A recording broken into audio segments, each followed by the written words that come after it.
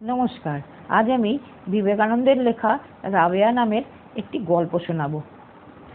রাবেয়ার জন্ম হয়েছিল তুর্কির বাসরা শহরে।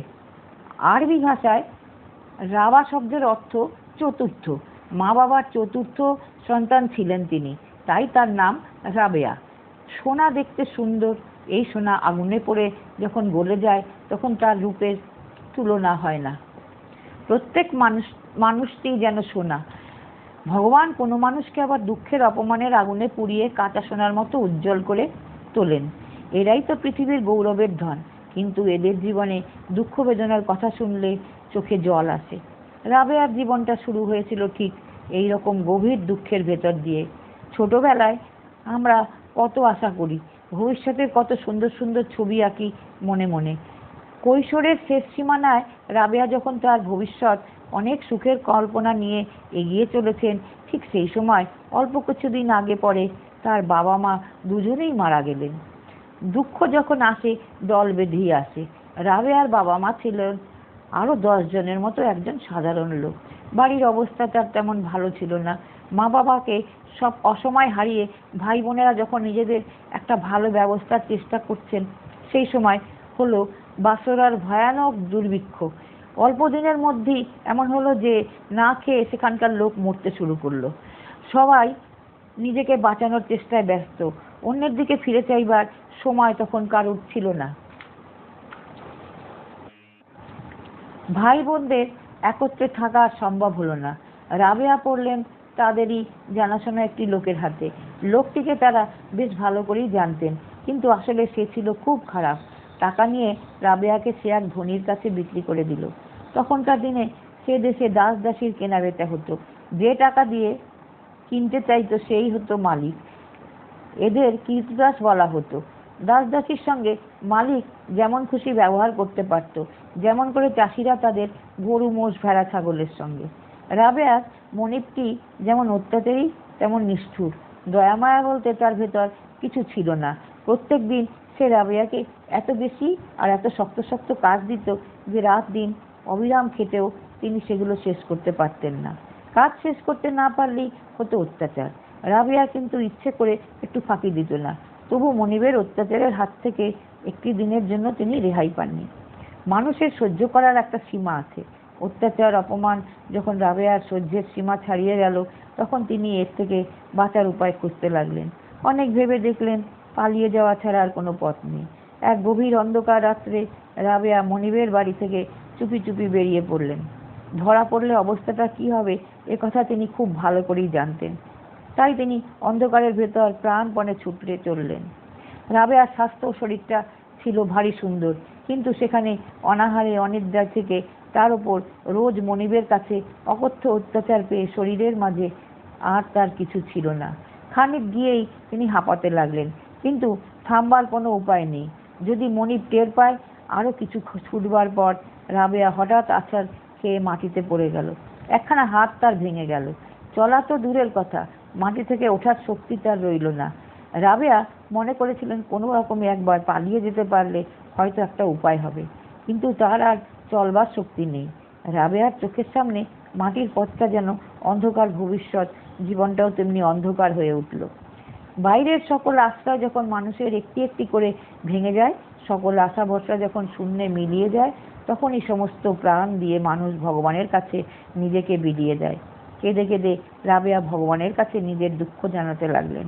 তার অন্তর ভরা বেদনামাখা চোখের জল দেবতার পা ছুঁয়ে সান্ত্বনা নিয়ে ফিরে এলো তার বুকের ভেতর।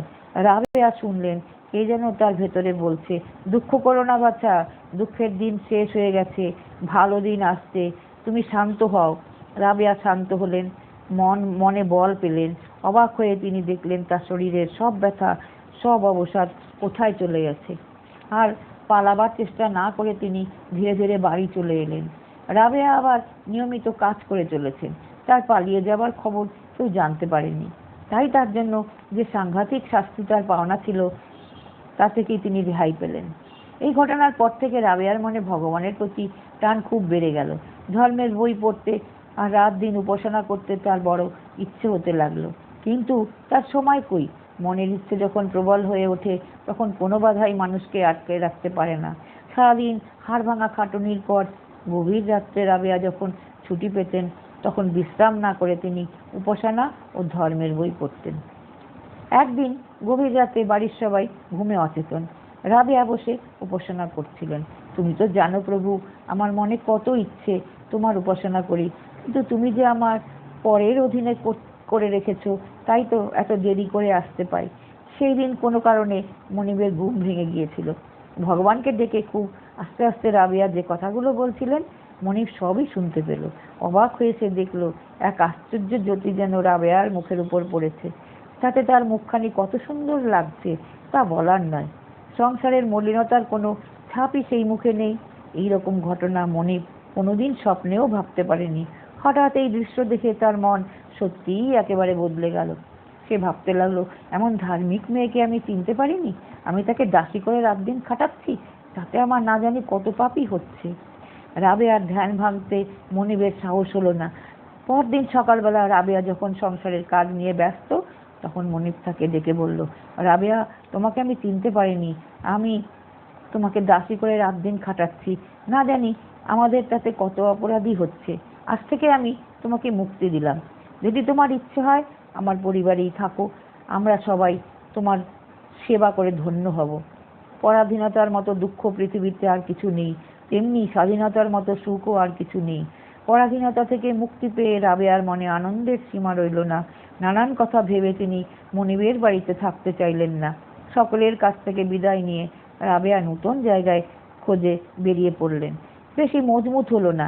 এক নির্জন বনের ধারে একখানি ছোট্ট কুটিরের রাবেয়া পেয়ে গেলেন। সেখানে তার কোনো বাধাই রইল না। যত সময় পারেন উপাসনা করেন আর বাকি সময়টা কাটিয়ে দেন ধর্মের বই পড়ে। সেখানে অনেক কাল কাটানোর পর রাবেয়া চলে গেলেন মুসলমানদের পবিত্র তীর্থ মক্কা নগরে। কোনো কোনো ধর্মে বলে বিয়ে না করা পাপ, বিশেষ করে মেয়েদের পক্ষে। তাই অবাক হয়ে এক সাধু একদিন তাকে জিজ্ঞেস করলেন, আপনি বিয়ে করেননি? বিয়ে করবার ইচ্ছে আপনার মনে হয় না? রাবেয়া উত্তর দিলেন, আমার বলতে যা কিছু, আমার শরীর মন সবই আমি ভগবানকে সঁপে দিয়েছি ফকির। কি করে আবার একটা মানুষকে বিয়ে করি বলুন? অল্পদিনের মধ্যেই রাবেয়ার নাম সারা মক্কায় ছড়িয়ে পড়ল।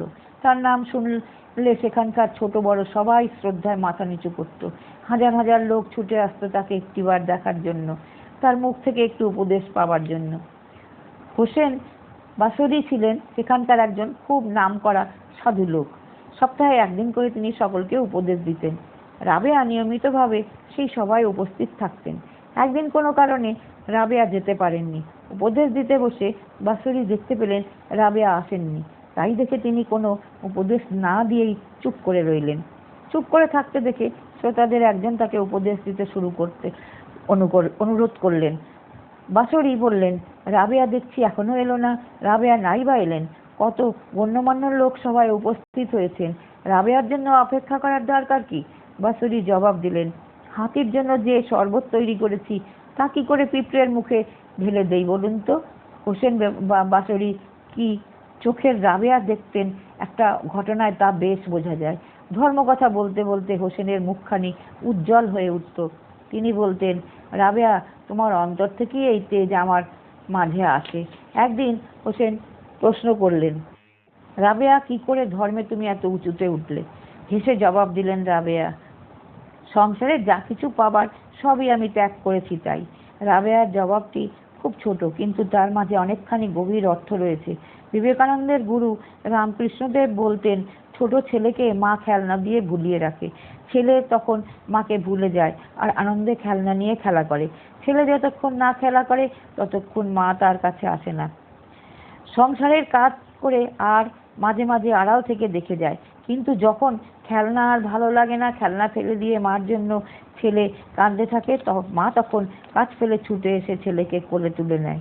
সংসারের ধনজন মান সুখ এসব নিয়ে তো মানুষ সারাদিন ব্যস্ত থাকে। রাবেয়া এসব কিছুই চায় না। পরমেশ্বরকেই তিনি তার সমস্ত অন্তর দিয়ে কামনা করেছিলেন। তখন তার খুব নাম, একটুখানি সেবা করার সুযোগ তার পাওয়ার অনেক ভাগ্যেই মনে করত, কিন্তু সহজে তিনি কারুর কাছে সাহায্য বা সেবা নিতেন না। তিনি বলতেন, খাবার পাবার অভাবে কে কথা কারুর কাছে বলতে কি লজ্জা করে? এই দুনিয়ায় যেটা ভগবানের রাজ্য, যদি কিছু চাইতে হয় তাহলে তার কাছেই চাইবো, তার কাছে খাবার কিছু চাইতে হয় না। তিনি যে কাউকেই ভোলেন না, ধনীকেও না, গরিবকেও না। রাবেয়া সম্বন্ধে অনেক আশ্চর্য ঘটনা শোনা যায়। তার একটি বলছি শুনুন। একদিন দুজন সাধু এলেন রাবেয়াকে দেখতে। অনেক দূরে হেঁটে আসার জন্য দুজনেই তারা বড় ক্ষুধার্ত হয়েছে। রাবেয়ার ঘরে তখন মাত্র 2টি রুটি ছিল, তাতে অতিথিদের একজনেরও পেট ভরবে না। রাবেয়া বড়ই ভাবিত হয়ে উঠলেন। ঠিক সেই সময় একটি ভিখারি এসে ভিক্ষা চাইল। রাবেয়া 2খানি রুটি তাকে দিয়ে দিলেন। অতিথিরা তাই দেখে আশ্চর্য হলেন এবং দুঃখিতও হলেন একটু। কিছুক্ষণ পর একটি দাসী এসে রাবেয়ার হাত থেকে কতগুলো রুটি দিয়ে বলল, গিন্নিমা এতগুলো আপনার জন্য পাঠিয়ে দিয়েছেন। রাবেয়া রুটিগুলো গুনে দেখে দাসীর হাতে ফিরিয়ে দিয়ে বললেন, ফিরিয়ে নিয়ে যাও বাছা, ভুল হয়েছে। দাসী জবাব দিলে, ভুল হবে কেন? মা যে আপনাকেই দিতে বলেছেন। রাবেয়া বললেন, না মা, ভুলই করেছেন, তুমি এতগুলো রুটি ফিরিয়ে নিয়ে যাও। রুটিগুলো নিয়ে দাসী চলে গেলেন। অতিথিদের পেট জ্বলছিল। রাবেয়ার কাণ্ড দেখে তারা যেন আশ্চর্য হলেন, বিরক্ত হলেন তার বেশি। একটু পরেই আবার দাসী ফিরে এলো। রাবেয়ার হাতে কতগুলো রুটি দিয়ে দাসী আবার বলল, মা আপনার কাছে আবার এগুলো পাঠিয়ে দিয়েছে। সবগুলো গুনে দেখে রাবেয়া জবাব দিল, হ্যাঁ মা, এবার ঠিক হয়েছে, আমি রুটিগুলো রাখলুম, তুমি এসো। অতিথিদের পথে তিনি রুটিগুলো ভাগ করে দিলেন। খেতে খেতে তাদের একজন জিজ্ঞেস করলেন, ব্যাপার কি রাবেয়া? আমরা যে কিছুই বুঝতে পারছি না। একটু হেসে রাবেয়া বলেন, ও কিছু নয়, আমার হাতে মাত্র 2খানা রুটি ছিল। আপনারা ক্ষুধার্ত, এই 2খানাতে আপনাদের কিছুই হবে না।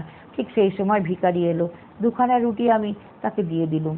মনে মনে ভগবানের কাছে প্রার্থনা করলুম, প্রভু, তুমি বলেছ দানের পুরস্কার দেবে। আমার ঘরে ক্ষুধার্ত অতিথি, আমার সম্বল যে 2খানি ছিল রুটি, আমি তা দান করে দিয়েছি। তুমি আজ আমাকে পুরস্কার দাও। তারপরেই দাসী রুটি নিয়ে এলো। গুনে দেখিয়ে 18খানা, কিন্তু আমার হিসাবে 20খানা, তাই ফেরত দিলুম। পরের বার দাসী কিন্তু 20খানাই এনে দিয়েছে। বিশ্ব সংসারের মালিক হচ্ছেন পরমেশ্বর, তাই শাস্তির ভয়ে অনেকে তার উপাসনা করে। মরার পরে স্বর্গে গিয়ে খুব সুখে থাকার একটা লোভ নিয়েও অনেকে তাকে ডাকে। কিন্তু ভগবানের প্রতি সত্যিকারের ভক্তি যাদের আছে, তারা শুধু ভালোবাসার জন্য ভগবানকে ডাকে, লোভে পড়ে বা ভয় করে কখনো তার উপাসনা করেন না। রাবেয়ার একবার বড় অসুখ করেছিল। দুজন ফকির তাকে দেখতে এসেছিল।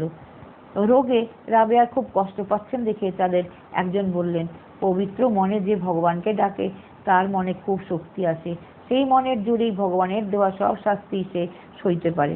আর একজন বললেন, না, ভগবানকে যে ঠিক ঠিক ভক্তি করে সে ভগবানের উপরই নির্ভর করে, ভগবান যা দেন সেই শাস্তি সে ভোগ করেতেও আনন্দ পায়। রাবেয়া বললেন, আপনারা যা বললেন সবই সত্যি, তবে ভগবানকে একবার যে দেখেছে সে যে চিরদিনের মতো আনন্দের সাগরে ডুবে যায়। শাস্তির কথা তার মনেই আসে না। শুধু আরব বা তুর্কি নয়, পৃথিবীর সব দেশের সব জাতের লোকেরাই রাবেয়ার মতো মেয়েকে ভক্তি না করে পারে না।